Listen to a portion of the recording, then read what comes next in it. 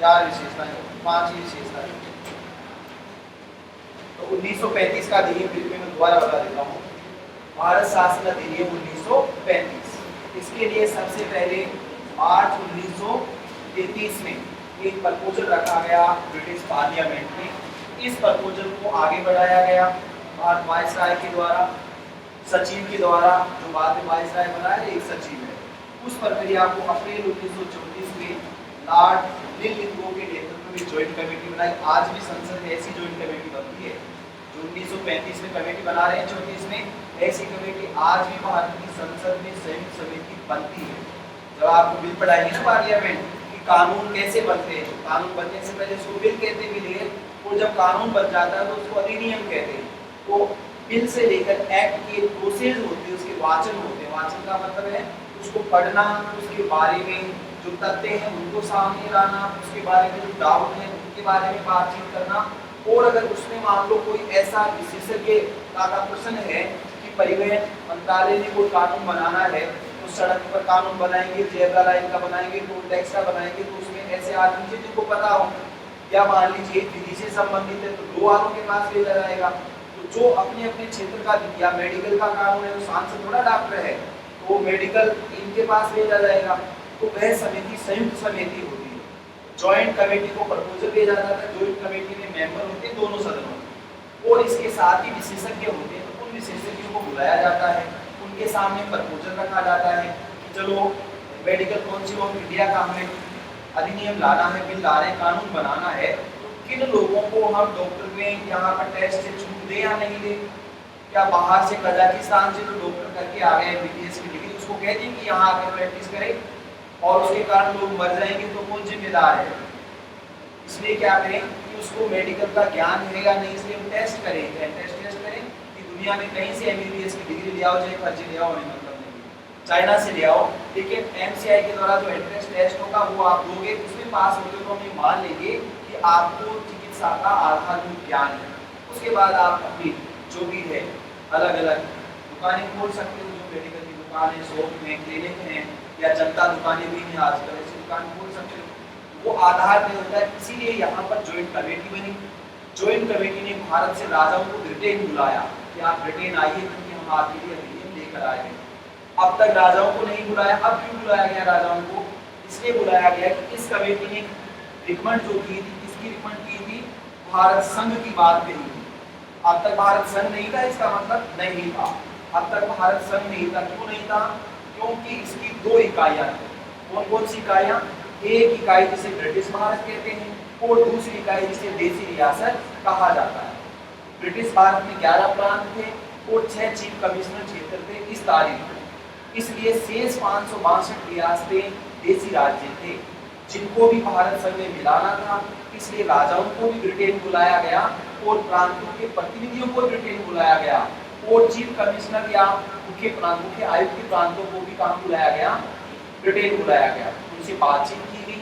बातचीत करके ये तय किया गया कि हम एक संघ बनाएंगे पूरे देश के लिए, जिसमें रियासतें भी होंगी, मुख्य आयुक्त के प्रांत भी होंगे और ब्रिटिश प्रांत भी होंगे। इसका मतलब 11 ब्रिटिश प्रांत होंगे, 6 चीफ कमिश्नर क्षेत्र होंगे और 562 रियासतें होंगी। इन तीनों को मिलाकर जो संघ बनेगा उसका नाम क्या होगा? भारत संघ होगा। जब इसने प्रतिवेदन दिया तो उस प्रतिवेदन पर अक्टूबर 1934 में ब्रिटिश संसद ने उसे पारित कर दिया और 4 अगस्त 1935 को ब्रिटिश सम्राट जॉर्ज पंचम ने हस्ताक्षर कर दिए। इसके हस्ताक्षर करते हुए किसको सुपुर्द कर दिया गया? तत्कालीन भारत के वायसराय लॉर्ड वेलिंगटन को ये भेज दिया गया। टेलीग्राम के द्वारा, लेकर कोई नहीं आता था वहां से, टेलीग्राम के द्वारा वो बाहर भेज दिया। अब इसे वायसराय को लागू करना है, लेकिन वायसराय अप्रैल 1936 में बदल गया। अब वायसराय कौन बन गया? वेलिंगटन के स्थान पर खुद लॉर्ड लिलिथ को वायसराय बन गए। अब इसे लागू करना था। जैसे ही लागू करने की बात आई तो जवाहरलाल नेहरू कांग्रेस ने विरोध कर दिया। नेहरू ने कहा कि ये दास्ता का बंद पत्र है जो आपने बनाया है, 10 अनुसूची और 14 भाग और 321 धाराएं, इसलिए हमें ये मंजूरी नहीं है। जब प्रतिरोध हुआ तो इसके 2 भाग थे। एक भाग था संघ, ये तो संघ तो पूरा देश के लिए हो गया ना, और दूसरा भाग था प्रांतों के लिए। प्रांत का मतलब प्रांत भी है और चीफ कमिश्नर क्षेत्र भी, रियासतें नहीं। तो जो संघ का हिस्सा था उसके लिए तो वायसराय ने कहा लागू नहीं होगा, और जो प्रांतों का हिस्सा था वो लागू होगा। इसलिए इलेक्शन का जब भी प्रश्न आएगा आपको ये ध्यान रखना है कि इलेक्शन के प्रश्न के तहत 1919 से पहले इलेक्शन की कोई प्रक्रिया नहीं है। सिर्फ 1892 में अप्रत्यक्ष निर्वाचन हुआ, 1909 में प्रत्यक्ष निर्वाचन शुरू हो गया, लेकिन एक सदनीय विधानमंडल था, उसका कोई रोल नहीं था। दो सदनीय विधानमंडल बनाते ही प्रांतों को भी शामिल किया जाने लगा। अब 1919 से जब आप अधिनियम लागू करोगे तो पहले चुनाव 1920 में हुए, फिर दूसरे चुनाव 1923 में हुए, फिर तीसरे चुनाव 26 में हुए, 30 में हुए और 34 में हुए, 1945 में हुए। यही चुनाव हुए, किसके तहत हुए? 1919 के तहत हुए। क्यों हुए? क्योंकि 1935 का अधिनियम संघ में लागू ही नहीं हुआ। इसलिए आपसे जो प्रश्न पूछा गया वो आरएस में पूछा गया था कि कौन से चुनाव 1919 के तहत नहीं हुए। तो ये चुनाव तो 1919 के तहत हुए। इसके अलावा प्रांतों में चुनाव हुए थे कब? 1937 में। तो प्रांतों में जो चुनाव हुए 1937 में वो कौन से चुनाव थे? 1935 के अधिनियम के चुनाव। बाकी राज्य परिषद का सर्जन ही नहीं हुआ, क्योंकि 1935 का जो अधिनियम था उसको लागू करने से मना कर दिया गया संघ वाले भाग को। जो लागू हुआ वो कब से हुआ? 1 अप्रैल 1937 से लागू। इसका मतलब इस तारीख से जब लागू हुआ तो प्रांतों में लागू हुआ, संघ में लागू नहीं हुआ। ये भारत संघ का प्रावधान था। इस संघ की कंडीशन क्या थी? ब्रिटेन वालों ने तय की 11 प्रांत और 6 चीफ कमिश्नर क्षेत्र को संघ में मिलना जरूरी है, उनको तो मिलना ही पड़ेगा, ऑप्शन नहीं है। परंतु 562 देशी रियासतों की इच्छा पर निर्भर है। अगर उन रियासतों में से 50% रियासत इस बात के लिए तैयार हो कि वो भारत संघ में मिलेगी तो ही भारत संघ बनेगा, अन्यथा नहीं बनेगा। उस देशी रियासत की 50% जनसंख्या भी तैयार हो कि वो भारत संघ में मिलना चाहते हैं, तब वो भारत संघ बनेगा, वरना संघ नहीं बनेगा। अब जब प्रावधान ही लागू नहीं हुआ तो संघ ही नहीं बना। इसका मतलब है 1935 का वह भाग जो लागू नहीं हुआ, संघ का भाग, इसको यूनियन का फेडरेशन कहा जाता है। अब तो यूनियन कहते हैं, फेडरेशन ऑफ इंडिया के नाम से इसको जाना जाता था। तो फेडरेशन का भाग लागू ही नहीं हुआ। नेक्स्ट देखो विशेषता का नाम भारत संघ की स्थापना का प्रावधान। भारत संघ की 4 विशेषताएं हो गई ना, 5 विशेषता देखो। भारत संघ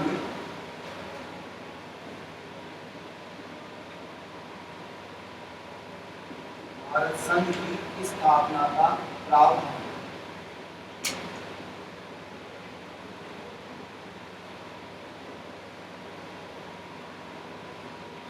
भारत संघ की स्थापना का प्रावधान। तो देखिए भारत संघ का मतलब यहाँ की फेडरेशन ऑफ इंडिया का यूज किया गया है। इस अधिनियम की 321 धाराएं थी, इनमें से धारा संख्या 5, इसको सेक्शन बोलते थे इंग्लिश में, और हिंदी में क्या बोलते थे? धारा बोलते थे। इसी को हमने इंग्लिश में क्या बोला है? आर्टिकल बोला है, और हिंदी में क्या कहा है? अनुच्छेद कहा है। दोनों एक। हमारे यहाँ इस समय धाराएं किसमें होती हैं? आईपीसी में होती है, इंडियन पेनल कोड। भारतीय दंड संहिता में जो धाराएं होती हैं, धारा नंबर ये, दफा नंबर ये, 420, 500, 200, 300 जो भी होती हैं, ये धाराएं हैं। ब्रिटिश एम्पायर, ब्रिटिश लोगों के लिए सेक्शन धाराएं थी, हमारे लिए आर्टिकल अनुच्छेद है। तो भारत संघ की परिकल्पना एक तो जॉइंट कमेटी ने की थी। दूसरी बात, भारत संघ का सही नाम क्या था? ऑप्शन पूछा, भारत संघ का सही नाम क्या था? ऑप्शन नंबर 1 अखिल भारतीय महासंघ, option number 2 Akhil Bharatiya Sangh, option number 3 the federation of India, और option number 4 union of India. The federation of India. स्वतंत्र भारत में ये नाम था, अब क्या नाम है? Union of states. आर्टिकल 1 है, उसमें लिखा हुआ है India that is Bharat shall be A union of states. India जिसे भारत के नाम से भी जाना जाता है वह राज्यों का क्या होगा? संघ होगा। हिंदी में तो अभी भी संघ ही है, लेकिन इंग्लिश में संघ की जगह हमने कौन सा वर्ड यूज किया? यूनियन। और अंग्रेजों ने कौन सा यूज किया था? फेडरेशन। ये आपको ध्यान रखना, फेडरेशन नहीं है। भारत का संघ यूनियन है, फेडरेशन नहीं है। अमेरिका का संघ क्या है? फेडरेशन है। देखो इसमें अधिनियम 1935 की धारा 5 के अनुसार अधिनियम, ये विशेषता भारत संघ की स्थापना का प्रावधान, इसमें देखो अधिनियम 1935 की धारा 5 अंडरलाइन कर दो। टू लाइन में पूछा गया प्रश्न है कौन सी धारा में भारत संघ का नाम था, आपसे नहीं बोले देखा था अधिनियम 1935 की धारा 5 के अनुसार 11 ब्रिटिश प्रांतों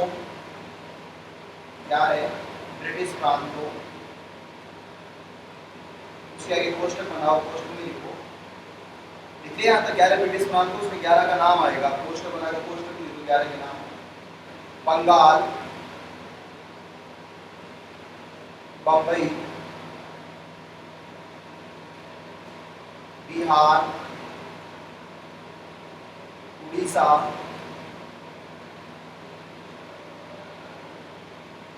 मध्य प्रांत और बरार, मध्य प्रांत और बरार, एक ही प्रांत है, ऐसे आएगा बरार, मध्य प्रांत और बरार, संयुक्त प्रांत, निकले यहाँ तक मध्य प्रांत और बरार एक ही हो, संयुक्त प्रांत, पंजाब, असम, सिंध, छोटा छोटी की मात्रा सिंध, उत्तर पश्चिमी सीमांत प्रांत, उत्तर पश्चिमी सीमांत प्रांत,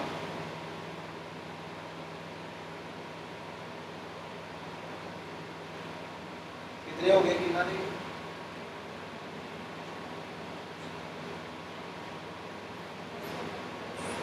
10 हो गए। बम्बई, बिहार, उड़ीसा, मध्य प्रांत, बंगाल नहीं था ना, बंगाल हो गया, लिख दिया बंगाल, 2 3 4 5 6 7 8 9 10, उत्तर पश्चिमी सीमांत प्रांत, कौन सा प्रांत है? मद्रास,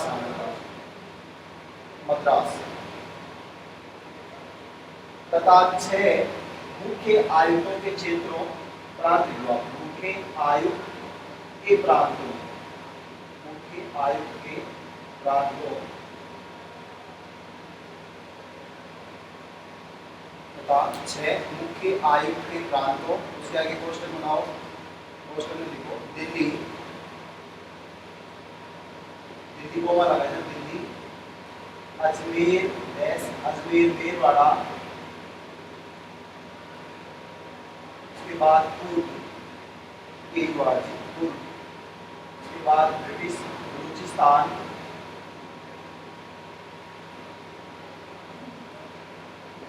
बलूचिस्तान, उसके बाद अंडमान व निकोबार द्वीप समूह है,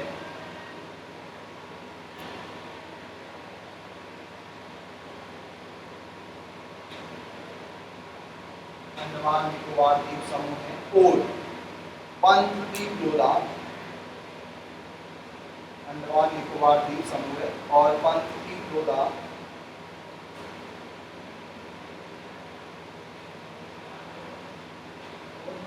कितने हो गए?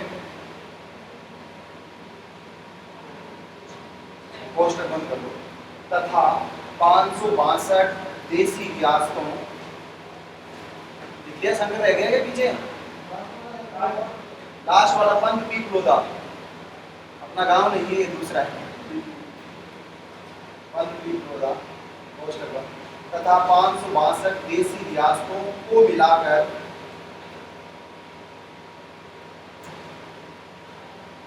भारत संघ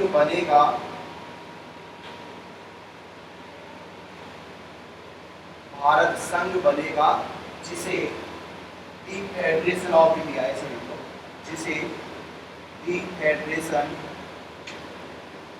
ऑफ इंडिया के नाम से जाना जाएगा, दी फेडरेशन ऑफ इंडिया के नाम से जाना जाएगा। फेडरेशन को अंडरलाइन कर दो आपसे, दी फेडरेशन ऑफ इंडिया के नाम से जाना जाएगा। 2 प्रश्नों के उत्तर यहाँ है, एक तो धारा 5 में ऐसा लिखा हुआ है, दूसरा कि जितने भी अधिनियम थे उनमें से केवल 1935 में भारत संघ की परिकल्पना की गई, और तीसरा स्वतंत्र भारत में जो संघ था उसे फेडरेशन कहते थे, और आज़ादी के बाद जो संघ है उसको अनुच्छेद 1 के अनुसार यूनियन कहा जाता है, और इसको धारा 5 के अनुसार फेडरेशन कहा जाता था। ये इसका मतलब उसके आगे ये भी प्रश्न पूछा गया है 1935 की कौन सी विशेषता जो लागू नहीं हुई। बाकी तो जो 3 विशेषताएं जो लागू होगी वो पूछ ली, एक ये दे दिया थी फेडरेशन ऑफ इंडिया की स्थापना, तो हुई या नहीं हुई बताओ? नहीं हुई थी। क्यों नहीं हुई? देखो आगे ब्रिटिश ऐसे गवर्नरों के प्रांतों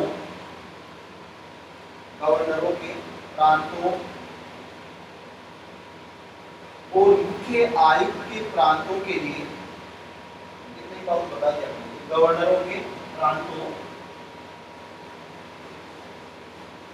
और मुख्य आयुक्त के प्रांतों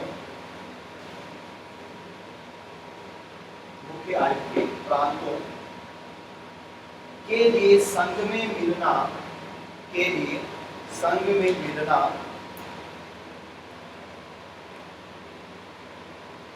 गवर्नरों के प्रांतों और मुख्य आयुक्तों के प्रांतों के लिए संघ में मिलना यानी विलय होना अनिवार्य था, परंतु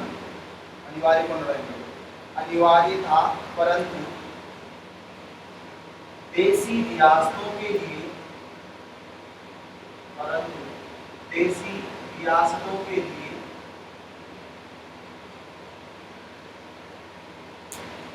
यह शर्त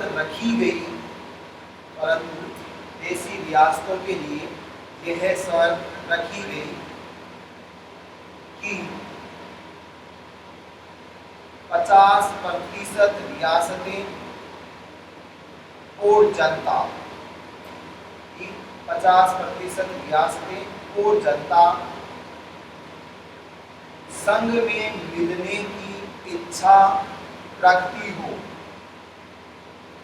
50% रियासतें और जनता संघ में मिलने की इच्छा रखती हो। अब इसका मतलब है कि फेडरेशन ऑफ इंडिया का भाग था ऑप्शन नंबर 1 ब्रिटिश प्रांतों का, ऑप्शन नंबर 2 मुख्य आयुक्तों के प्रांतों का, ऑप्शन नंबर 3 देसी रियासतों का, ऑप्शन नंबर 4 कोई नहीं। क्या रखोगे? संघ में मिलने के लिए बाध्य नहीं था। संघ में मिलने के लिए बाध्यकारिता नहीं थी। ब्रिटिश प्रांतों के लिए, मुख्य आयुक्त के प्रांतों के लिए, देसी रियासतों के लिए, उत्तर प्रदेश कोई नहीं। देसी रियासतों के लिए एक तो कंडीशन ये थी कि संघ बनेगा, लेकिन संघ क्यों नहीं बन पाया? एक तो संघ का भागी लागू नहीं हुआ, वो बाद की बात है, परंतु संघ तो बनता ही तब जब सबको मिलाते आप। तो संघ की कितनी इकाइयां थी? 3।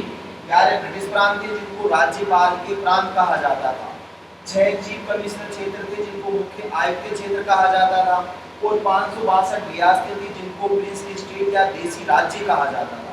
देसी राज्य का मतलब से देसी विदेशी राज्य नहीं है। देसी राज्य का मतलब है उसका मालिक परंपरागत रूप से राजा होता है, वो ब्रिटिश का राज्य नहीं है। जो प्रांत थे वो गवर्नरों के प्रांत थे, जो मुख्य आयुक्त के क्षेत्र थे वो कमिश्नर के क्षेत्र थे, मुख्य कमिश्नर के क्षेत्र थे। अन्य जो थे वो देसी राजाओं की रियासतें थी।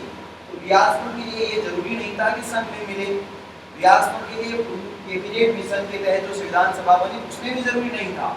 इसी के कारण जरूरी नहीं था कि देसी रियासत का कोई राजा चाहे तो संविधान सभा में अपना प्रतिनिधि भेजे, कैसे भी भेजे, चाहे मनोनीत करे चाहे निर्वाचित करे। तो अलग अलग रियासतों के लोगों ने अलग अलग तरीके से प्रतिनिधि भेजे थे। ऐसे तो प्रश्न का उत्तर ये है कि संविधान सभा में अप्रत्यक्ष रूप से निर्वाचित और मनोनीत सदस्य थे। देशी रियासतों से मनोनीत सदस्य थे और प्रांतों से मुख्य आयुक्तों के क्षेत्रों से निर्वाचित सदस्य थे। लेकिन बहुत सी रियासतें ऐसी भी थी जहां प्रत्यक्ष वोट डालकर प्रतिनिधि को चुना गया था। इसलिए देशी रियासतों के ऊपर ही निर्भर था, राजाओं के ऊपर, कि वो चाहे तो चुनाव करा सकते हैं, चाहे तो कहते ये आदमी जाएगा, क्योंकि राजा की जो इच्छा है उसी इच्छा को मानना पड़ता था प्रजा को। हमारे यहाँ भी ऐसा था राजपूत शासनकाल में और मुगल काल में, अन्य काल में, दुनिया भर में जहाँ भी राजतंत्र है वहाँ राजा की इच्छा को ही आदेश माना जाता है। अभी सऊदी अरब का जो सुल्तान है वो कह दे कि अमुक व्यक्ति को मारा जाएगा, उसको मार दिया जाएगा, उसके लिए अदालत नहीं चलेगी। इसका मतलब राजतंत्र में राजा सुप्रीम होता है। इसलिए पिछली स्टेट जो थे वहाँ भारत के राजाओं की बात चलती थी। इसलिए ब्रिटेन के कानून सब जगह लागू नहीं थे, केवल 11 और पहले 8 क्षेत्र थे। ये पहले 8 पूरी क्षेत्र थे, 11 में टुकड़े हुए इनके अलग अलग। जैसे बम्बई से सिंध को अलग किया गया, ऐसे बिहार को उड़ीसा से अलग किया गया, टुकड़े करके संख्या 11 हुई। आरंभ में 5 थे, फिर ये 8 हो गए, फिर 11 हो गए, 11 से धीरे धीरे हमारे राज्य में कन्वर्ट हो। नेक्स्ट लाइन देखो, स्वतंत्र भारत का संघ, स्वतंत्र भारत का संघ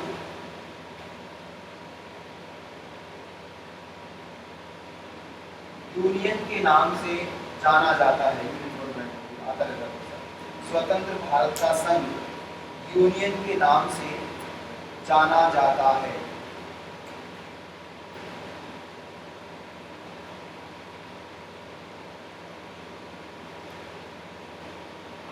इसका मतलब है 1935 के अनुसार भारत था, फेडरेशन था, यूनियन था, यूनियन ऑफ स्टेट था, या कोई नहीं था, फेडरेशन था। ये आपको ध्यान। नेक्स्ट डिस्कशन,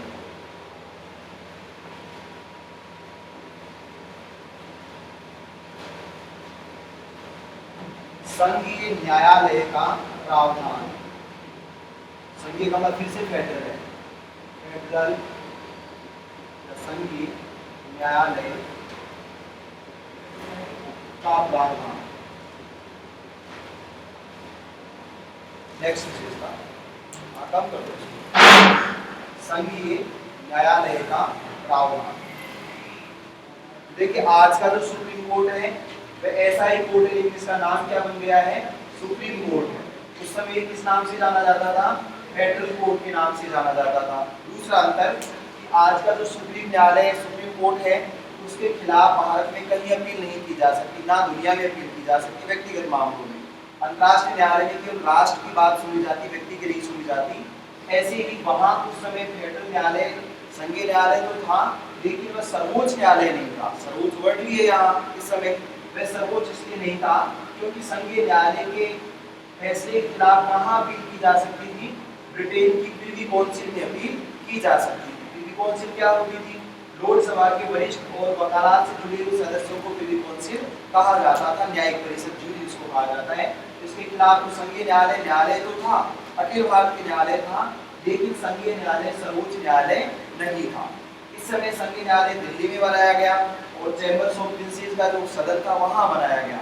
आज भी जो संघीय हमारा सुप्रीम कोर्ट है वो दिल्ली में अनुच्छेद 130 के अनुसार, इसके अलावा उसकी अन्य जगह पर खंडपीठ हो सकती है। हमारा संघीय न्यायालय ने होकर क्या है, सर्वोच्च न्यायालय। उस समय की जो व्यवस्था थी वह भी इंटीग्रेटेड थी, उसमें लोअर कोर्ट नहीं होते थे। इस समय 7 उच्च न्यायालय थे, जैसे इलाहाबाद का हाई कोर्ट था, कोलकाता का हाई कोर्ट था, मद्रास का हाई कोर्ट था, बंगाल हैदराबाद का हाई कोर्ट था, अन्य हाई कोर्ट। इसके अलावा यहाँ जो था वह अनुच्छेद 200 से लेकर 218 तक फेडरल कोर्ट के बारे में कहा गया, अनुच्छेद 219 से लेकर 230 तक हाई कोर्ट के बारे में कहा गया। इसके अलावा जो कोर्ट थे उनका जिक्र यहाँ नहीं किया गया। हमने भी क्या किया है, आज जब हम बात करें तो अनुच्छेद 124 से लेकर 47 तक हमारा सुप्रीम कोर्ट है, ऐसे ही अनुच्छेद 214 से लेकर 231 तक उच्च न्यायालय है, 233 से लेकर 237 तक अधीनस्थ न्यायालय। अधीनस्थ न्यायालयों का यहाँ क्या था, अभाव था। हमने इसी को अपनाया है, परंतु फेडरल कोर्ट की जगह हमने क्या कर दिया, सुप्रीम कोर्ट कर दिया। इसके अलावा फेडरल कोर्ट के जो मुख्य न्यायाधीश, एक मुख्य न्यायाधीश होगा और 6 अन्य न्यायाधीश होंगे, ऐसा हमने भी अपनाया आजादी के समय। अब तो उनकी संख्या कितनी हो गई, कितनी हो गई, 33 और 1 34 हो गई ना। हाँ, इससे पहले कितनी थी, 30 प्लस 1, उससे पहले कितनी थी, 25 प्लस 1, उससे पहले कितनी थी, 14 प्लस 1, और उससे पहले कितनी थी, 6 प्लस 1 7। ये जो मूल प्रावधान है वो ऐसा ही है। 6 तो अन्य न्यायाधीश होंगे, 1 मुख्य न्यायाधीश होगा। इनकी नियुक्ति कौन करता था, सह परिषद गवर्नर जनरल करता था, महाराज्यपाल करता था। आज इनकी नियुक्ति कौन करता है, राष्ट्रपति करता। कोई परिवर्तन नहीं आया है। इनको हटाने के लिए मिसबिहेव इनकैपेसिटी का यूज किया गया, आज भी ऐसा यूज किया गया। आज भी इनको हटाने के लिए यही प्रक्रिया है, परंतु उस समय इनको डायरेक्ट गवर्नर जनरल हटा सकता था, अब सीधा राष्ट्रपति नहीं हटा सकता है। संसद महाभियोग लाती है और महाभियोग के द्वारा इनको हटाया जा सकता है, इनको भी और उच्च न्यायालय के न्यायाधीशों को भी, बाकी को जरूरत नहीं है। तो दोनों कैटेगरी में हटाने के लिए 1 मुख्य न्यायाधीश होगा और 6 अन्य न्यायाधीश होंगे, ऐसा प्रावधान किया गया। इनकी सेवानिवृत्ति की उम्र भी उस समय कितनी रखी गई, 65 वर्ष। आज भी कितनी है, 65 वर्ष। इसलिए मैं कह रहा था कि जो 1935 का अधिनियम है उसके 3/4 भाग को हमने मॉडल कॉन्स्टिट्यूशन में अपनाया, थोड़ा सा चेंज करें। थोड़ा सा चेंज दिखाई देगा आपको, हेडर कोड था तो आपने सुप्रीम कोर्ट कर दिया, आर्टिकल थे तो आर्टिकल आपने भी रख दिए उनके बारे में। महाभियोग की प्रक्रिया जो उस समय थी नहीं, आपने जोड़ दी। उम्र आपने 65, आपने 65 रख दी। और उनके लिए उनकी कैपेसिटी मिस की है, 2 शब्द यूज किए गए, आपने 2 शब्द यूज किए। ऐसा ही कंपोजिशन बना लिया। इस कोर्ट के फैसले के खिलाफ दिल्ली कौंसिल में अपील होती थी, अब अपील नहीं होती। तो संघीय न्यायालय पूरे भारतवर्ष के फैसले सुनता था, विवाद सुनता था, और जो 7 हाई कोर्ट थे उनके खिलाफ भी वो अपील सुनता था, परंतु सर्वोच्च न्यायालय नहीं था। इस समय दिल्ली में संघीय न्यायालय की स्थापना की गई। इस समय दिल्ली में संघीय न्यायालय की स्थापना की गई,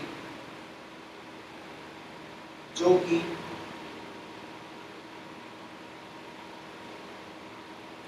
ब्रिटिश भारत में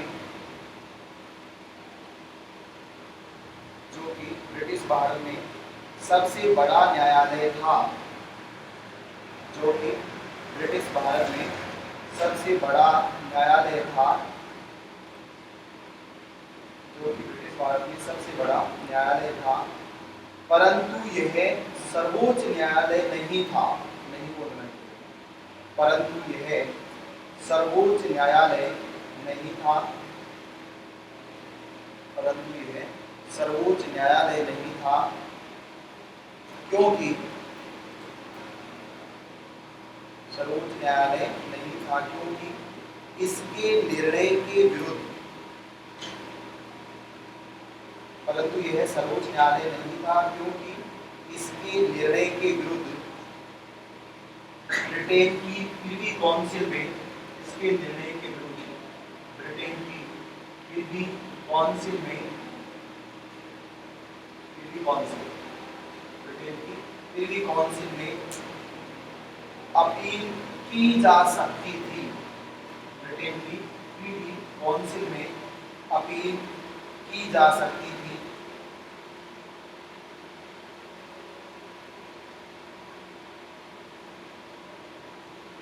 इसका मतलब संघीय न्यायालय का प्रावधान भी किया गया।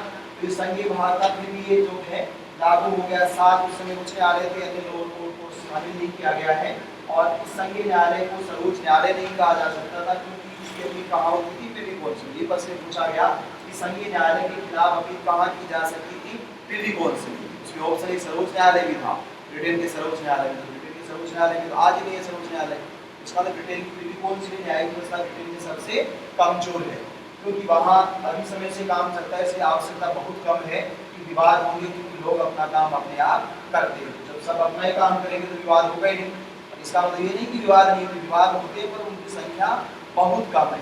इसलिए वहाँ न्यायपालिका को इतना सुदृढ़ भी नहीं बनाया गया कि हर कोई आ जाएगा कि मैं जेब्रा लाइन से क्रॉस कर रहा था, इसलिए गाड़ी मेरे पैर के ऊपर टायर चढ़ा दिया। ऐसा विवाद लेकर कोई नहीं आएगा, क्योंकि जेब्रा लाइन पर गाड़ी नहीं लाएगा कोई, तो आपके पैर के ऊपर टायर क्यों आएगा? और यहाँ जो आएगा तो जेब्रा लाइन के आगे ले जाकर तो उसको पता चलता है कि गाड़ी रोक ली गई है। पता तो ऐसे लाइसेंस जब देते हैं ना, लाइसेंस कैसे देते हैं? तो वास्तव में तो लाइसेंस का मतलब है कि उसको गाड़ी के और यातायात के नियम आते हो तभी लाइसेंस दिया जाएगा। लाइसेंस का मतलब होता है अनुज्ञा प्रपत्र, अनुमति दी जाती है आपको, ऐसा कागज हम दे रहे हैं। और मान लो कि मैंने लाइसेंस ले लिया, गाड़ी मुझे चलाना ही नहीं आता, अब लाइसेंस को लेकर मैं दिखाता हूँ, देखो गाड़ी चलाना आता है मुझे, और आपकी गाड़ी दे दो मुझे, पर आप दे दोगे क्या? आपको तो थोड़ा पता है, लाइसेंस को पता नहीं, फर्जी बनवा लाया होगा। वहाँ ऐसा नहीं, पहले चलाना है तो चला कर उसके बाद लाइसेंस बनेगा, चलाना आता है उसको। इसलिए आपने देखा होगा कई बार गाड़ी एक्सीडेंट हो जाता है, लाइसेंस के लिए दूसरे का लगाया जाता है। क्यों? क्योंकि चलाने वाले के पास लाइसेंस नहीं था, तो चला कैसे रहा था? कागज होना, उस कागज का तकनीकी ज्ञान होना, दोनों अलग अलग चीजें।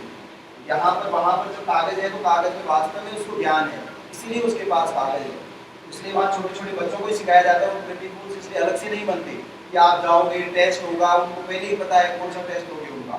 छोटे से बच्चे को पता है कि जेब्रा लाइन से चलना है, या बच्चे गाड़ी में बैठे हैं और रेड लाइट से गाड़ी धुआं जा रही है, आगे हवा की तरफ दौड़ रही है ना, फिर बच्चों को कहो कि साहब रूल्स को फॉलो करो, पेरेंट्स नहीं करेंगे तो बच्चे कहाँ से फॉलो करेंगे? बच्चे भी तो वही सीखेंगे जो समाज में देख रहे हैं। या एक आदमी आया बाइक वाला, बिना हेलमेट के रेड लाइट में चला गया, आप पीछे रह गए, आपको तो मैं यहाँ क्यों खड़ा हूँ, पागल हो गया, तो आप भी चलो, आप क्यों रुक रहे हो? इसलिए कभी देखा होगा, मैंने कहा ना आपको नकल मत करना, तो मानव का स्वभाव नकल करेगा वो, अगर उसको मौका मिलेगा तो भले नहीं रुकेगा, भले उसको सब कुछ आता हो, चाहे गिनती लिखाए, गिनती पूरी आए ना, तो भी उसको डाउट है कि मेरी गिनती गलत हो सकती है, और जो पास की बालिका है उसकी गिनती सही हो सकती है। उसका स्वभाव ऐसा है विकासशील देशों के समाजों का कि उनको यही सिखाया गया है। एक मान लो पीछे गाड़ी मैंने जेब्रा लाइन से पीछे रोक रखी है, एक बाइक वाला आता है जेब्रा लाइन से आगे रोकता है, अब जितने भी बाइक वाले आएंगे वो सारे उसके आगे रोकेंगे, क्योंकि एक कोई रोक रखा है, पुलिस वाला आएगा तो पहले उसको पकड़ेगा, उसका ऐसा मानना है, मानव की प्रवृत्ति है। और सब पीछे रुक जाए तो सब पीछे रुक जाएंगे वास्तव में, और पुलिस वाला नहीं और एक चला जाए तो वो भी चले जाएंगे उसके पीछे, भले एक्सीडेंट हो जाए, तो उसकी स्वभाव होता है, इसलिए उन लोगों को इनकी आवश्यकता नहीं पड़ती। नेक्स्ट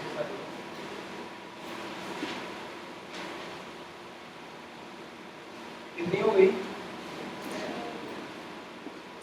संघ लोक सेवा आयोग,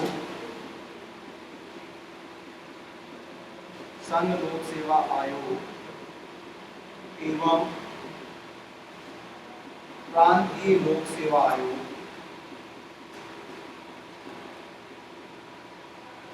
संघ लोक सेवा आयोग एवं प्रांतीय लोक सेवा आयोग का प्रावधान, संघ लोक सेवा आयोग एवं प्रांतीय लोक सेवा आयोग का प्रावधान।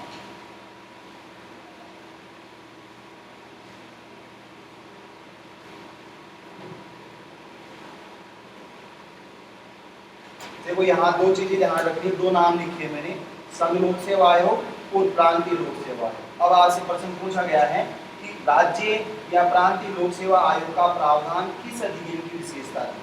1909, 1919, 1935, 1947? क्या बताओगे?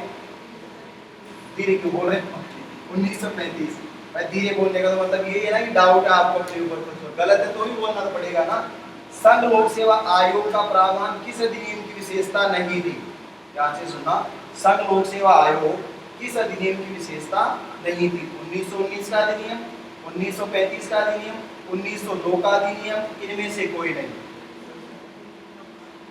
1902 का अधिनियम। तो 1919 में जो मैंने लोक सेवा आयोग लिखाया वह केवल राष्ट्रीय स्तर के लिए था, केवल संघ स्तर के लिए था। उसके तहत 1923 में क्या बना था? डी कमीशन बना था। 1926 में उसने कार्य करना शुरू कर दिया था, और अब इसी 1926 वाले 1935 ने क्या कर दिया? फेडरल पब्लिक सर्विस कमीशन के नाम से जाना गया। इस अधिनियम में ये प्रावधान जोड़ा गया कि पूरे भारत संघ बनेगा, पूरे भारत के लिए जो आयोग होगा संघ लोक सेवा आयोग होगा। इसका काम ब्यूरोक्रेट्स या अधिकारियों को भर्ती करना है जो नियम और कानूनों को लागू करते हैं। अभी भी फिर वही काम करते हैं ना। मान लो मेरा डिप्टी दोस्त है यहाँ संदीप साहब, वो इनमें लगा हुआ है, 24 घंटे में वो फोन कभी बंद नहीं कर सकता। वैसे हम 2-4 महीने पहले मैं और मेरा दोस्त मिलने आए थे, तो उसके फोन बोले ही जाए, फोन आता ही रहता है। फोन को रोक दे तो वॉकी टॉकी जो होता है वो चालू ही रहता है, ये हो गया वो हो गया, ये चल रहा है ये चल रहा है, वो सही ये तमाम करेगी। मैंने कहा भाई आप नींद कब देते हो? तो नींद आती कहाँ है, सोने कहाँ देते हैं मेरे को, नींद नहीं ले सकता ना। तो ड्यूटी कितनी है तो टाइम ही होगा ड्यूटी का, नहीं ड्यूटी का कोई टाइम कैसे हो सकता है? 24 आवर्स है।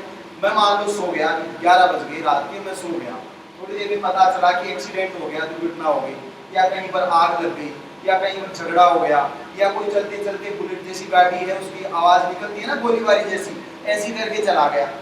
उसने ऐसा किया, कोई मतलब नहीं है, वो आवाज करके चला गया। फोन आया कि सर यहाँ तो है ना हवाई फायरिंग हुई थी अभी, मैं तो वहां से भागूंगा ना, और फोन बंद तो करता नहीं है, बंद करेगा जवाब देना पड़ेगा, कर ही नहीं सकता। मैंने कहा डिस्चार्ज हो जाए तो दूसरा रखना पड़ता है, बैकअप भी रखता है, फोन दूसरा भी रखता है। फोन बंद हो गया तो भी जवाब देना पड़ेगा, बंद क्यों था? डिस्चार्ज हो गया तो डिस्चार्ज क्यों था? जवाब है ना पुलिस के पास, तो जिम्मेदारी से आप बच नहीं सकते। तो मैंने कहा ऐसा क्यों करते हो? तो रात भर जगते रहते हो, जगना ही पड़ता है, उनकी ड्यूटी है। मान लो मैं तो सो गया, साहब 9 बजे सो गया बंद करके, अब मेरी तरफ से कोई दुनिया में कोई ऑन करे, मुझे क्या मतलब है? कुछ भी हो, सुबह बात करेंगे, जब मोबाइल 8 बजे ऑन करेंगे, अब जो चिंता है जो भी आप बता दो क्या स्थिति है, वो ऐसा नहीं कर सकता। वास्तव में उसकी अलग अलग नेचर है। इसीलिए जो ब्यूरोक्रेट्स होते हैं वो एप्लीकेशन फॉर्म में काम करते हैं, उनके पास पैसा बिना कानून के बहुत ज़्यादा होता है, लेकिन पैसा इसलिए क्योंकि वो काम करना पड़ता है। अगर काम नहीं करना पड़ता है, हमारे पास क्या काम है? पढ़ाना है, नहीं पढ़ाओ और पैसे दूंगा। बच्चा कहते जाओ जाओ किस बात की पैसे, मत पढ़ाओ भाई, क्लास में गया टाइम में पढ़ाओ तो ठीक है, नहीं पढ़ाओ घर जाओ, क्या दिक्कत है? और वहाँ ऐसा थोड़ा है कि ड्यूटी है, ड्यूटी पर आदमी नहीं है, जवाब देना पड़ेगा। आदमी नहीं है तो वहाँ मान लो कोई भी क्राइम हो गया ना, तो यहाँ संघ लोक सेवा आयोग उस समय में ब्रिटिशर ने भर्ती किया, तो प्रांतों में गवर्नर को ये पावर देगी कि हर प्रांत में भी क्या होगा, एक प्रांतीय लोक सेवा आयोग होगा। अब हमारे अनुच्छेद 315 में लिखा हुआ है संघ स्तर के लिए एक संघ लोक सेवा आयोग होगा और प्रत्येक राज्य के लिए राज्य लोक सेवा आयोग होगा, जो लोक सेवा आयोग राज्य के नाम से जाना जाएगा। जैसे राजस्थान लोक सेवा आयोग क्यों है, उसका उल्लेख कहाँ है, अनुच्छेद 300 प्रश्न में पूछा गया। राजस्थान लोक सेवा आयोग का प्रावधान संविधान के कौन से अनुच्छेद में है, 315 में। फिर दो या दो से ज्यादा राज्य अगर आपस में सहमति रखते हैं तो एक संयुक्त राज्य लोक सेवा आयोग भी बनाया जा सकता है, उसका प्रावधान यहाँ भी संयुक्त प्रांतीय लोक सेवा आयोग बनाया जा सकता है। जब ज्वाइंट पब्लिक सर्विस कमीशन बनेगा तो संघ लोक सेवा आयोग की तरह ट्रीट करेगा। इसका मतलब यहाँ पर तो आरपीएससी में जो सदस्य और जो हमारे अध्यक्ष हैं उनको राज्यपाल नियुक्त करता है और संघ लोक सेवा आयोग में राष्ट्रपति नियुक्त करता है, परंतु उत्तर प्रदेश और उत्तराखंड दोनों का अगर लोक सेवा आयोग है या राजस्थान मध्य प्रदेश का संयुक्त लोक सेवा आयोग है तो उसकी नियुक्ति भी राष्ट्रपति करता है। हटाता तीनों नहीं कौन है, राष्ट्रपति। तो यहाँ भी प्रावधान रखा गया संघ लोक सेवा आयोग होगा, भारत संघ के लिए भर्ती करेगा, जो गवर्नर जनरल है वो अपॉइंट करेगा। यहाँ पर भी यही प्रावधान रखा गया, 4 अन्य सदस्य होंगे और एक मुख्य सदस्य अध्यक्ष होगा। इस समय 10 और 11 है। तो हमारे राजस्थान लोक सेवा आयोग में कितने हैं, ज्यादा हो गए क्या, इतने ही होंगे इस समय। 7 अध्यक्ष सदस्य हो सकते हैं, एक अध्यक्ष 8 है, वहां 10 और 11 इस समय सेंटर में। 4 और 1 का प्रावधान रखा गया। ऐसे प्रांतों में प्रावधान रखा गया तो संघ लोक सेवा आयोग और प्रांतीय लोक सेवा आयोग दोनों का प्रावधान 1935 की विशेषता है। इस अधिनियम में पहली बार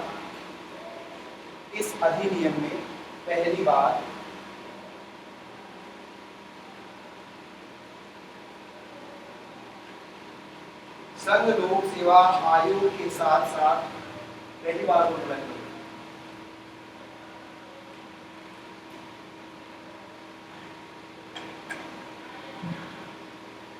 इस अधिनियम में पहली बार संघ लोक सेवा आयोग के साथ साथ प्रांतीय लोक सेवा आयोग के गठन का प्रांतीय लोक सेवा आयोग के गठन का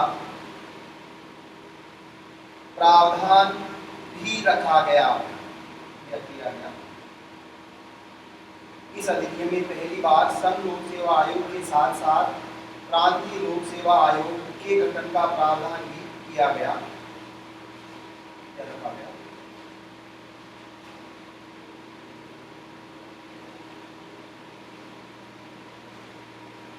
देखो यहाँ पर इतना सा ध्यान रखना है, जो उस समय पब्लिक सर्विस कमीशन था उसका नाम क्या था, फेडरल पब्लिक सर्विस कमीशन था, और स्वतंत्र भारत में अनुच्छेद 315 के तहत जो बनाया गया उसका नाम क्या है, यूपीएससी। सुना हुआ ना आपने।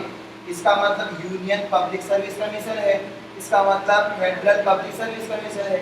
इन दोनों का जो हिंदी अर्थ है वो क्या है, वो एक ही है। हिंदी में क्या कहते हैं, इसको संघ कहते हैं, लेकिन दोनों का अर्थ अलग अलग है। सब एक ही है, सुनोगे हिंदी में शब्द होते हैं, समानार्थक शब्द होते हैं, लेकिन अर्थ उनके अलग अलग होते हैं। जैसे कनक और कनक दोनों एक ही है, लेकिन अर्थ एक नहीं है। एक कनक का मतलब सोना गोल्ड हो सकता है, दूसरे का मतलब धतूरा नशीला पदार्थ हो सकता है, दोनों अलग अलग। तो यहाँ भी संघ का मतलब फेडरेशन अगर है तो अलग स्वरूप होगा, और यूनियन है तो अलग स्वरूप होगा। तो स्वतंत्र भारत का लोक सेवा आयोग यूनियन पब्लिक सर्विस कमीशन है, और स्वतंत्र या ब्रिटिश भारत का लोक सेवा आयोग फेडरल पब्लिक सर्विस कमीशन था। नेक्स्ट विशेषता,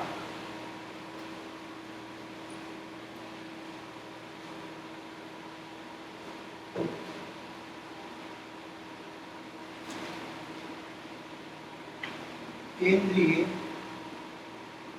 बैंक की स्थापना का प्रावधान।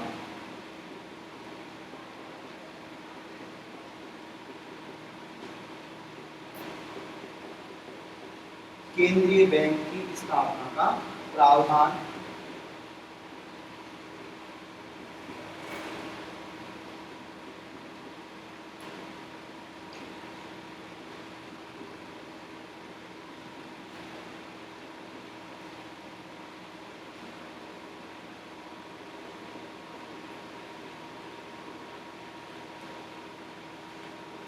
इसका मतलब है कि इस समय जो बैंक है उसका नाम क्या है, रिजर्व बैंक ऑफ इंडिया है। उस समय भी जो बैंक है उसको फेडरल बैंक कहा गया है, ये सेंट्रल बैंक हुआ करता था।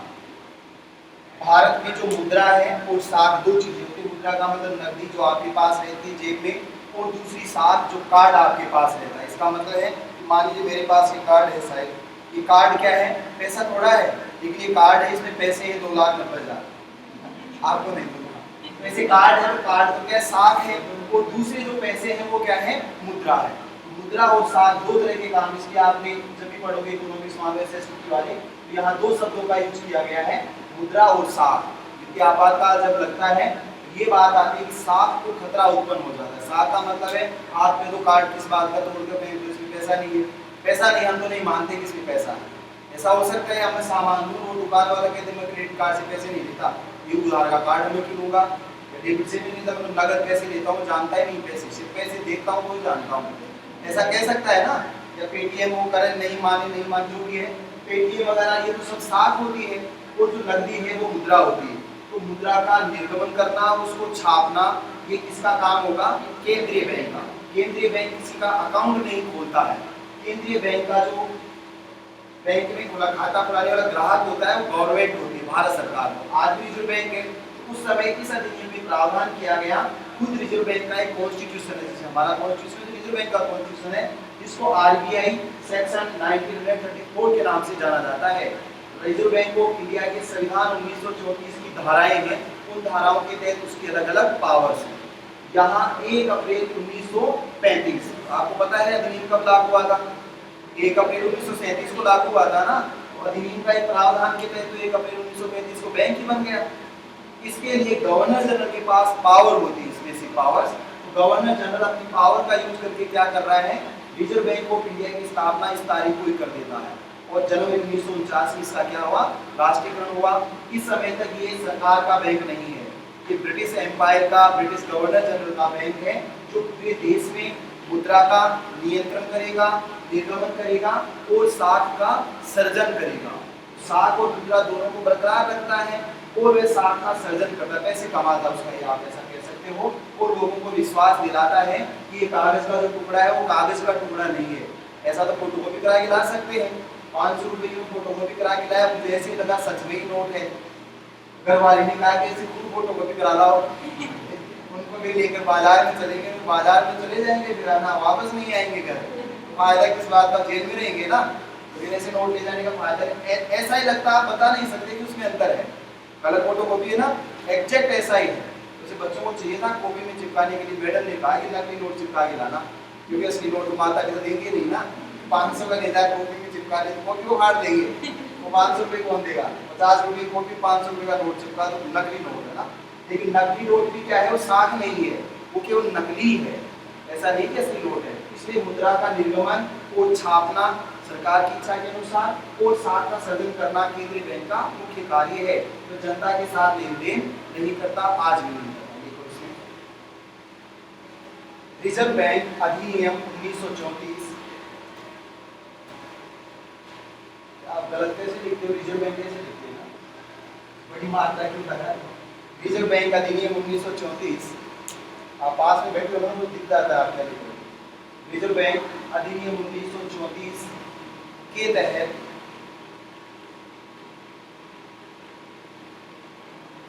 एक अप्रैल 1935 को,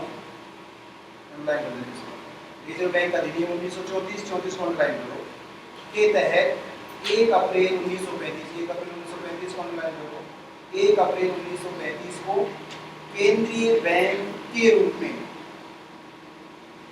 1 अप्रैल 1935 को केंद्रीय बैंक के रूप में रिजर्व बैंक ऑफ इंडिया की स्थापना हुई। RBI, reserve bank of India की स्थापना हुई। रिजर्व बैंक अधिनियम 1934 के तहत 1 अप्रैल 1935 को केंद्रीय बैंक के रूप में रिजर्व बैंक ऑफ इंडिया की स्थापना हुई। तो आरबीआई की स्थापना कब हुई, ब्रिटिश काल में हो गई थी। उसी बैंक को हमने क्या किया है, वो ऑक्युपाई किया है। ऐसे जिसको आप एसबीआई कहते हो, वह भी क्या इंपीरियल बैंक था ब्रिटिश एम्पायर का 1955 के तहत। ऐसा उससे भी पहले पुराना जो बैंक था, पीएनबी का नाम सुना होगा, उससे पुराना बैंक है। तो जो 3 बैंक थे उनको मिलाकर बैंक बनाया, फिर उसको उसको हमने राष्ट्रीयकृत कर दिया इंदिरा गांधी के द्वारा। इस बैंक का राष्ट्रीयकरण 1 जनवरी 1949 को किया गया। तो जो ब्रिटिश सरकार का केंद्रीय बैंक था वो स्वतंत्र भारत का केंद्रीय बैंक बन गया और उसका नाम उस समय भी रिजर्व बैंक ऑफ इंडिया था और आज भी इसका नाम क्या है, रिजर्व बैंक ऑफ इंडिया है। इसका मुख्य कार्य आरबीआई का मुख्य कार्य, आरबीआई का मुख्य कार्य मुद्रा का निर्गमन,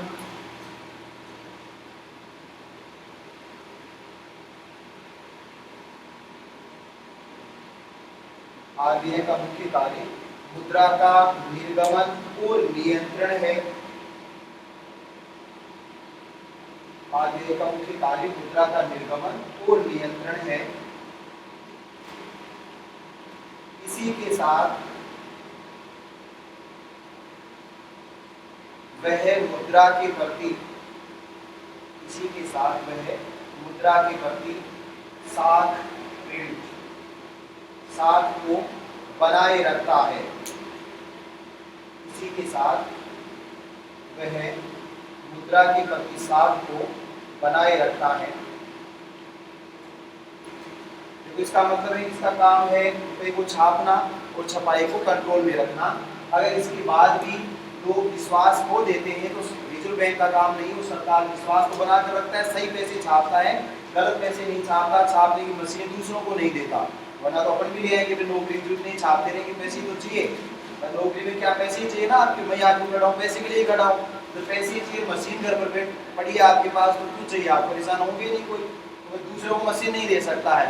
दूसरा जो भी मशीन से छापेगा वो नकली नोट ही बनाएगा, उस लिख देने लग सकते हैं और उन नोटों को पकड़ा जाएगा तो आपको सजा मिलेगी। लेकिन आरबीआई की मुद्रा निगमन के तहत आपको कोई पकड़ नहीं सकता कि आपने छापा है, आपको ऐसा नहीं कह सकता मेरे पास 500 का नोट है खुद ही छाप रहा है, आपको ऐसा नहीं है मैंने नहीं छापे, चेक करा लो आप, तो मैंने छापे हैं तो वो चेक कराओगे तो रिजर्व बैंक ऑफ इंडिया के नोट ही निकलेंगे।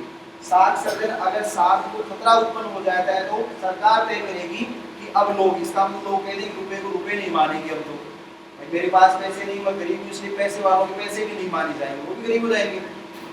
इसलिए सरकार इंटरवेन करती है और साख वित्तीय आपातकाल की घोषणा उस समय भी प्रावधान किया गया था। उस समय गवर्नर जनरल क्या लगाता था, इमरजेंसी लगाता था, तो वो हर किसी मामले में इमरजेंसी लगा सकता था। अब तो 3 तरीके हैं, युद्ध के आधार पर राष्ट्रीय आपातकाल है, बाह्य आक्रमण युद्ध या सशस्त्र विद्रोह, राज्य में संवैधानिक तंत्र विफल हो गया तो 356 के तहत राष्ट्रीय शासन है, और अगर साख को खतरा उत्पन्न हो गया तो 360 के तहत द्वितीय आपातकाल है। गवर्नर जनरल को हर किसी दशा में इमरजेंसी लगाने का अधिकार था। अगर उसको ये लगे कि ब्रिटिश साम्राज्य का विरोध किया जा रहा है तो इमरजेंसी लगा दो, अगर उसको ये लगे कि गवर्नर के द्वारा व्यवस्था का सही संचालन नहीं किया जा रहा तो भी इमरजेंसी लगा दो। उसकी इमरजेंसी राष्ट्रीय शासन के नाम से नहीं जानी जाती थी, उसको आपातकाल ही कहते थे। गवर्नर जनरल का आपातकाल लॉ एंड ऑर्डर के लिए सबसे ज्यादा आपातकाल लागू करता था। मंत्रिपरिषद नहीं माने, भारत के लोग नहीं माने, कांग्रेस नहीं माने तो इमरजेंसी घोषित करके लोगों को गिरफ्तार करके जेल में बंद कर देता था। इसलिए आपने देखा होगा कि जब भी ऐसे आंदोलन हुए, चाहे ऐसे आंदोलन हो, भारत छोड़ो आंदोलन हो, सभी ने अवज्ञा आंदोलन हो, तो लोगों को गिरफ्तार किया गया। तमाशा थोड़ा था गिरफ्तार करना, बोले टेक्ट पे तो मान लो उन्होंने कहा कि अपील भी नहीं, दलील भी नहीं, वकील भी नहीं, गिरफ्तार करेंगे। परंतु ऐसे आंदोलन में 90,000 से ज्यादा लोग और सभी ने अवज्ञा आंदोलन में 2 लाख से ज्यादा लोगों को गिरफ्तार किया गया। तो वह गिरफ्तारी इमरजेंसी के तहत थी। जो पार्टी थी उसको इनवैलिड कर दिया कि निलंबित कर दिया गया और सब लोगों को गिरफ्तार कर दिया गया क्योंकि वह आपातकाल है। तो वह गवर्नर जनरल या महाराज्यपाल के पास पावर हुआ करता था। नेक्स्ट,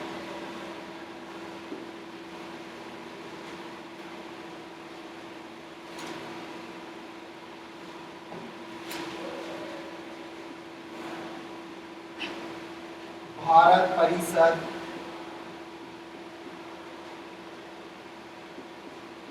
समकक्ष परिषद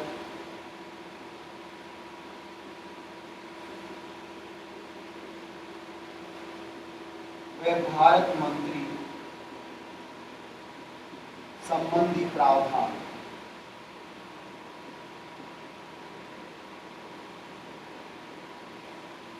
भारत परिषद, समकक्ष परिषद एवं या व भारत मंत्री संबंधी प्रावधान।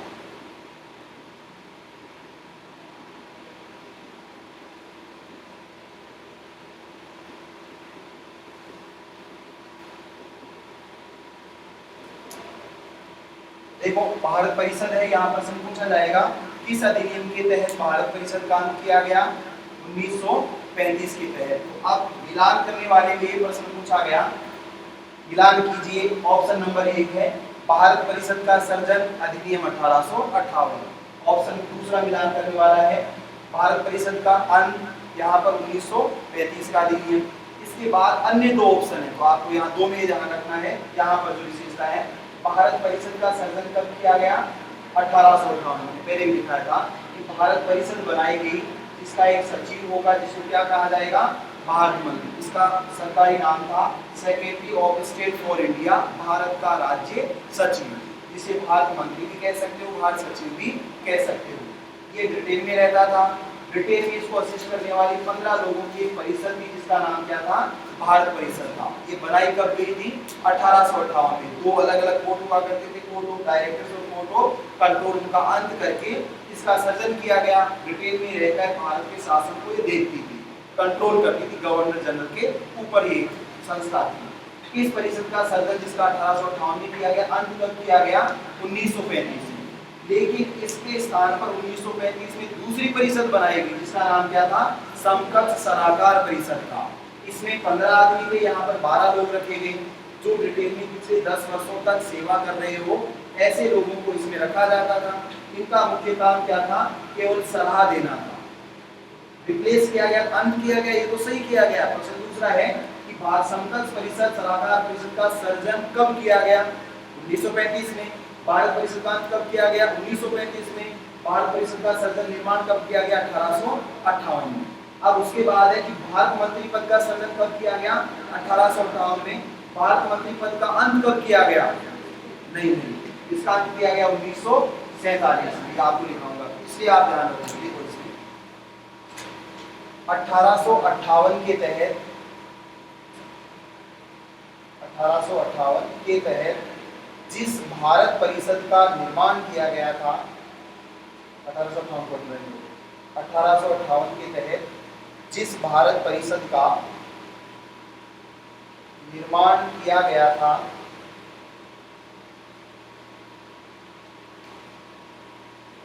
उसे 1935 के अधिनियम द्वारा, 1858 के तहत जिस भारत परिषद का निर्माण किया गया था, उसे 1935 के अधिनियम द्वारा समाप्त कर दिया गया। समाप्त उसे 1935 के अधिनियम द्वारा समाप्त कर दिया गया। परंतु इसके स्थान पर भारत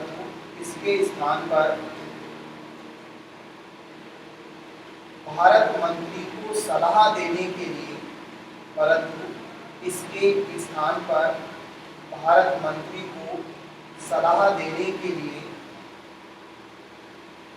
समकक्ष परिषद की स्थापना की गई। परंतु इसके स्थान पर भारत मंत्री को सलाह देने के लिए समकक्ष परिषद की स्थापना की गई।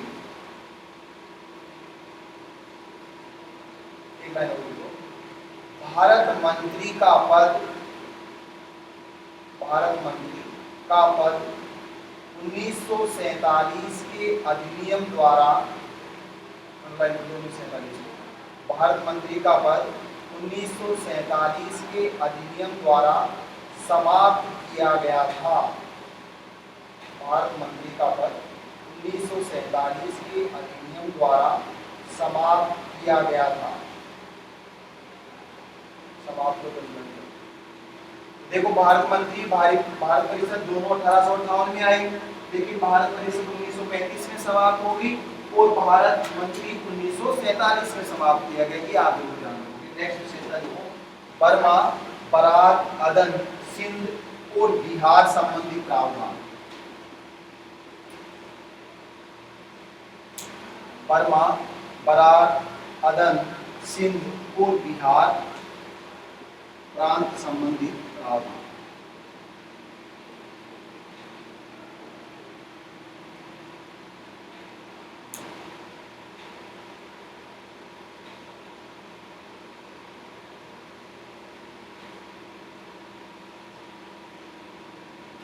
देखिए बर्मा जिसको म्यांमार कहा जाता है इस समय, वह बर्मा भारत का एक प्रांत था। मैंने दिखाया था 1919 के दिल्ली में जब 8 प्रांत दिखाए, बर्मा या म्यांमार भारत का एक प्रांत था। अखंड भारत जिसको कल विश्व हिंदू परिषद या जो मोहन भागवत बोल रहे थे कि अखंड भारत आ जाएगा 15 साल में, हालांकि अनुच्छेद 51 ये कहता है कि अंतर्राष्ट्रीय शांति और सुरक्षा बनाए रखना भारत की क्या है, कर्तव्य है। और भारत किसी भी देश पर हमला नहीं करेगा और अपने जो पड़ोसी देश हैं या कोई भी देश है उनसे मित्रता के संबंध बनाए रखेगा। अखंड भारत का मतलब अखंड चीन की तरह है कि नेपाल भी हमारा है, अफगानिस्तान भी हमारा है, पाकिस्तान भी हमारा है, बांग्लादेश भी हमारा है, श्रीलंका भी हमारा है, म्यांमार भी हमारा है। तो ऐसे कोई ग्रुप थोड़ी मची है कि आप ले लोगे वहां से, लोगे तो लड़ाई होगी ना। म्यांमार में खुद में लड़ाई है, श्रीलंका खुद दिवालिया हो चुका, पाकिस्तान खुद लड़ता रहता है, किसको लोगे आप? ऐसे अखंड भारत को बनाओगे तो भारत रुकेगा ही नहीं ना। हाई तो अखंड भारत रुके क्यों है, कोई कारण रहा होगा। और वापस अखंड बनाओगे तो उसके फिर से टुकड़े होंगे। ऐसा थोड़ा हुआ देश, आज तक जितने देश बने, देशों से देश बने हैं, लेकिन ऐसा नहीं हुआ कि देशों को मिलाकर वापस क्या बन गया, वो एक देश बन गया। कहने वालों की अलग बात है। रसिया जो 15 देशों का समूह था वो टूट गया, अब लड़ कौन रहा है? यूक्रेन तो उसी का तो हिस्सा था, आज क्यों लड़ रहा है?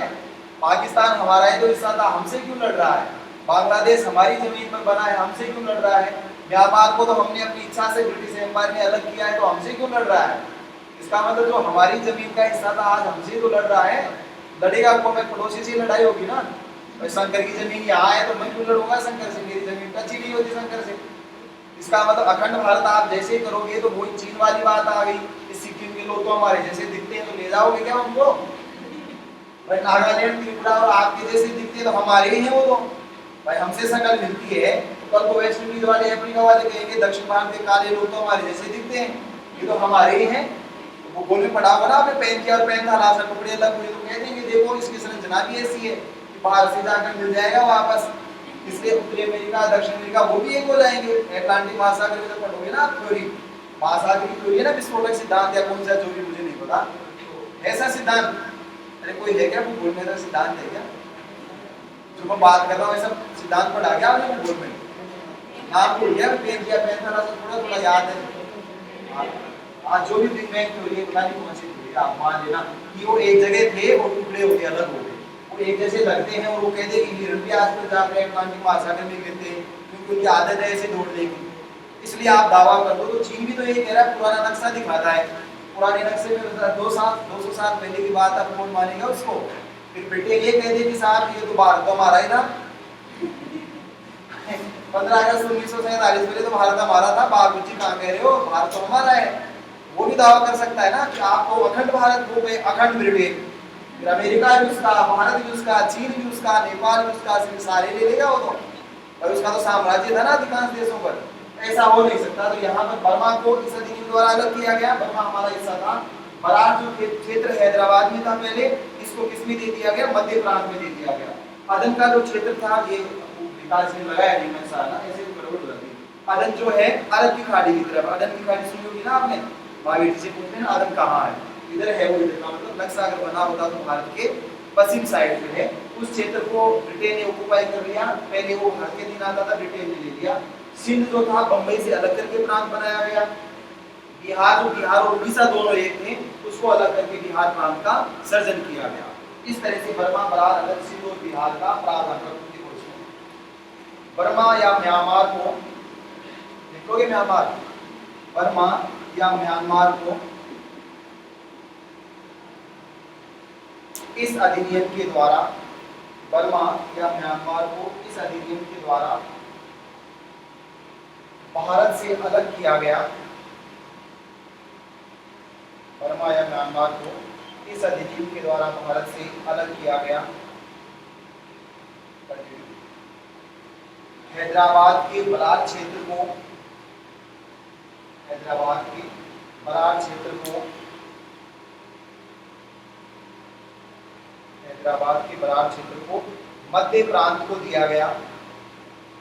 हैदराबाद के बरार क्षेत्र को मध्य प्रांत को दिया गया। अदन क्षेत्र पर, अदन क्षेत्र को ब्रिटिश साम्राज्य ने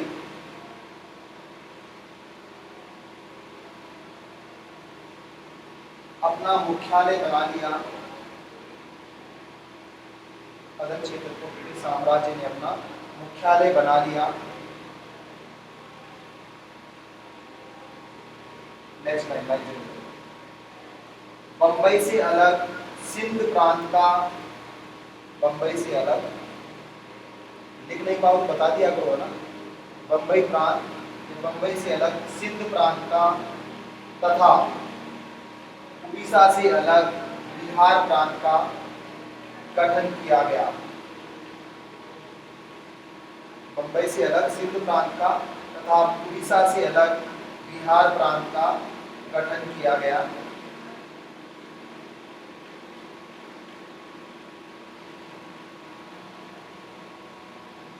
आगे विशेष करके देखो, नोट विशेष।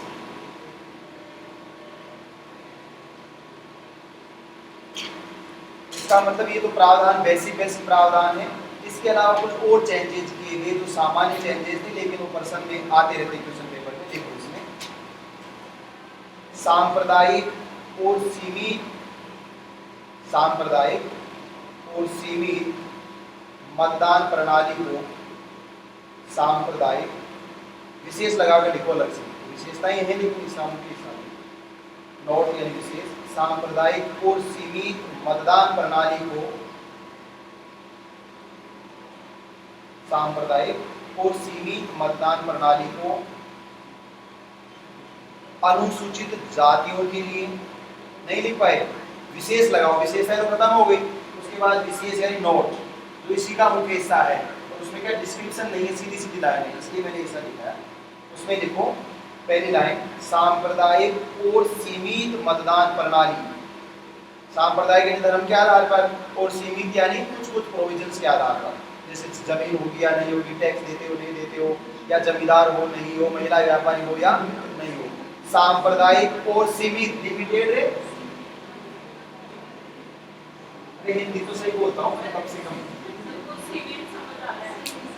अरे सीमित ही है ना, तो अच्छा अच्छा, सांप्रदायिक और सीमित मतदान प्रणाली को अनुसूचित जातियों के लिए,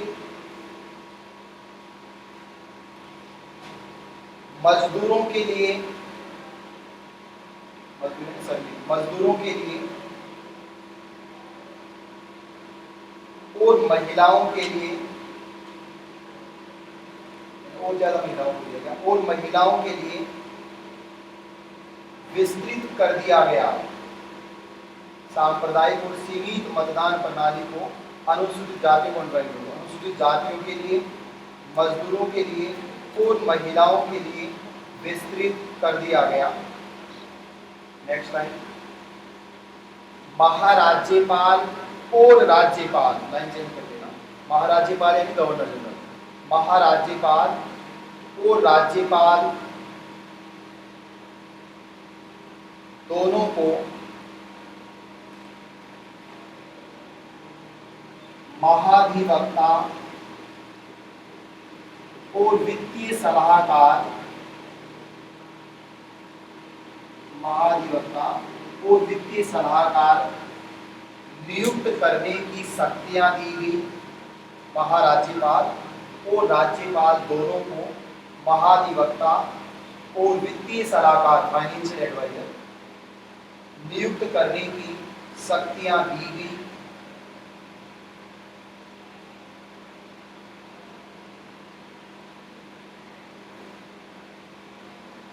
देखो इसका मतलब है आज भी होते हैं, जो भारत में होता है उसको अटॉर्नी जनरल कहा जाता है आज की तारीख में, उसको भी एजी कहा गया पहले अटॉर्नी जनरल, यहाँ क्या कहा गया महाधिवक्ता ब्रिटिश प्रांत के लिए, और प्रत्येक प्रांत के लिए महाधिवक्ता। तो जो राजस्थान में है उसको एडवोकेट जनरल कहते हैं, और जो भारत में उसको क्या कहते हैं अटॉर्नी जनरल कहते हैं।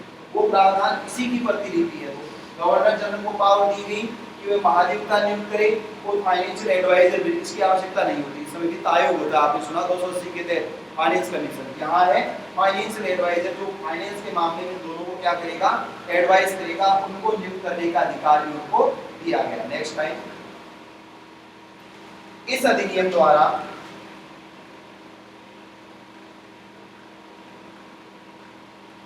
प्रांतों के साथ साथ, इस अधिनियम द्वारा प्रांतों के साथ साथ केंद्र में भी, इस अधिनियम के द्वारा प्रांतों के साथ साथ केंद्र में भी, इस अधिनियम द्वारा प्रांतों के साथ साथ केंद्र में भी मंत्री परिषद, इस अधिनियम द्वारा प्रांतों, इसका मतलब प्रांतों में तो पहले ही था, प्रांतों में मंत्री परिषद 1919 में थी, केंद्र में मंत्री परिषद 1935 में आई। इस अधिनियम द्वारा प्रांतों के साथ साथ केंद्र में भी मंत्री परिषद, उसका एक कोष्ठक बनाओ, अधिकतम 10 मंत्री, अधिकतम 10 मंत्री, प्रांतों में एक प्रावधान नहीं था, अधिकतम 10 मंत्री कोष्ठक का प्रावधान किया गया। इस अधिनियम के द्वारा प्रांतों के साथ साथ केंद्र में भी मंत्री परिषद, कोष्ठक में अधिकतम 10 मंत्री, कोष्ठक बंद, का प्रावधान किया गया। नेक्स्ट लाइन, इस अधिनियम द्वारा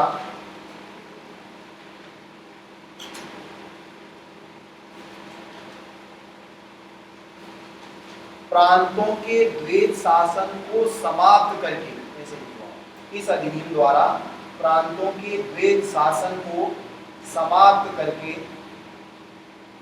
इस अधिनियम द्वारा प्रांतों के द्वैध शासन को समाप्त कर दो। इस अधिनियम द्वारा प्रांतों के द्वैध शासन को समाप्त करके केंद्र में द्वैध शासन शुरू किया गया।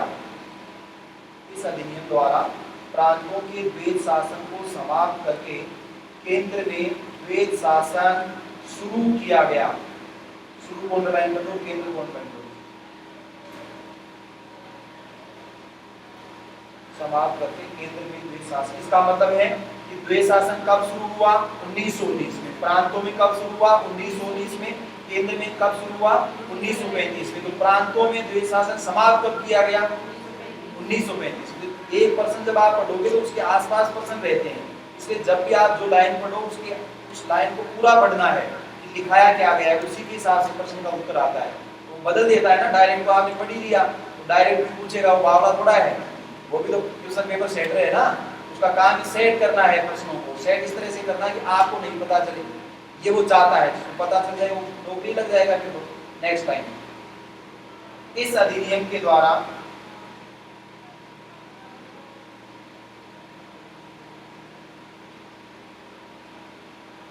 गवर्नर जनरल और गवर्नर को, इस अधिनियम के द्वारा गवर्नर जनरल और गवर्नर को निरंकुश शक्तियां प्रदान की गई। निरंकुश यानी जिस पर कोई अंकुश नहीं, निरंकुश शक्तियां प्रदान की गई। इस अधिनियम के द्वारा गवर्नर जनरल और गवर्नर को निरंकुश शक्तियां प्रदान की गई। नेक्स्ट टाइम, इस अधिनियम द्वारा प्रांतीय स्वायत्तता को शुरू किया गया।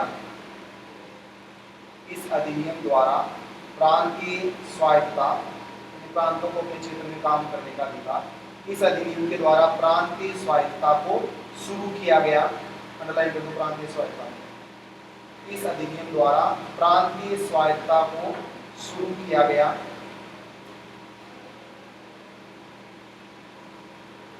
इसका मतलब है कि प्रांतों के पावर थी, द्वैध शासन खत्म हो गया, तो प्रांतों में जो प्रांतीय सूची के विषय थे उन पर काम करने के लिए उनको अधिकार। द्वैध शासन जैसा मैंने पढ़ाया प्रांत में, उसको ऐसा ही केंद्र में लागू करना है। ऐसे ही आरक्षित विषय स्थानांतरित प्रांतों में थे तो केंद्र में हो गए। वहां पर जो गवर्नर उसकी कार्यकारी परिषद आरक्षित विषयों पर कंट्रोल करता था, या गवर्नर जनरल उसकी कार्यकारी परिषद हो गई। वहां पर गवर्नर और मंत्री परिषद हस्तांतरित विषयों पर मालिक होते थे, यहाँ पर गवर्नर जनरल और उसकी मंत्री परिषद उनको नियंत्रित करते थे। नेक्स्ट टाइम, इस अधिनियम द्वारा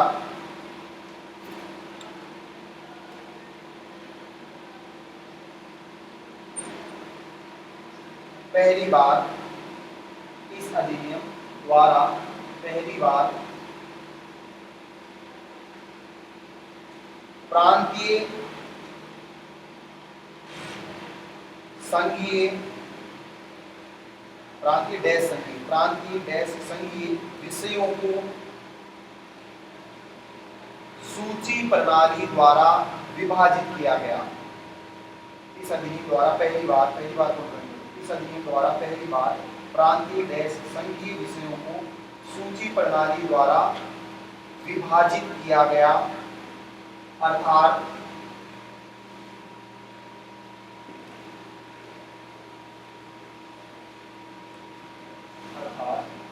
धारा 100 के अनुसार 100 सेक्शन अर्थात धारा 100 के अनुसार नंबर 1 संघीय विधायी विषय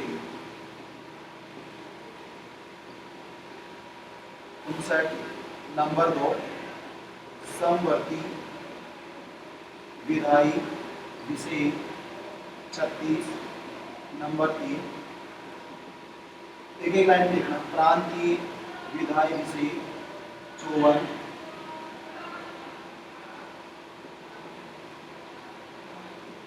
अवशिष्ट विषय एस गवर्नर।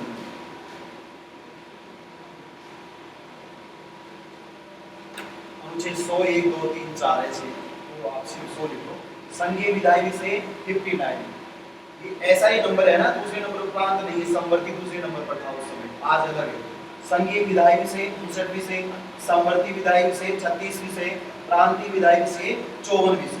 और ऐसे विषय जो तीनों में नहीं आए उनको अवशिष्ट सूची नहीं कहोगे, आज भी नहीं कहते, अवशिष्ट विषय डैश गवर्नर जनरल।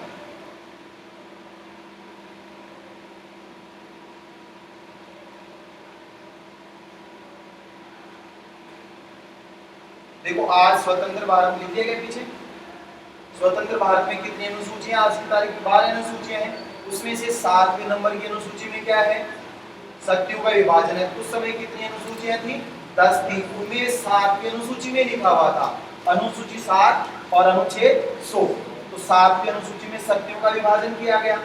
आज हमारे संघ सूची के विषय हैं, राज्य सूची के विषय हैं, संवर्ती सूची के विषय हैं, और 248 के अनुसार अवशिष्ट विषय हैं केंद्र सरकार के पास। उस समय गवर्नर जनरल के पास, राष्ट्रपति के पास नहीं है, केंद्र सरकार के पास है। यहाँ संघीय सूची के विषय हैं, या नंबर संघ सूची, राज्य सूची, संवर्ती है। आज का नंबर चेंज कर दिया हमने, और आगे वाले नंबर चेंज कर दिए। एक ही नाम है, 7वीं अनुसूची उस समय थी, आज भी 7वीं अनुसूची है, और इन विषयों का विभाजन किया गया, उनके नंबर हमने बढ़ा दिए, क्रम थोड़ा सा चेंज कर दिया। ये संघात्मक व्यवस्था का क्या होता है, सिंबल होता है।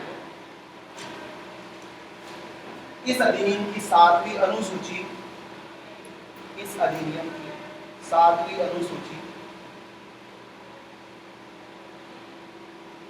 संघात्मक व्यवस्था को अभिव्यक्त करती है।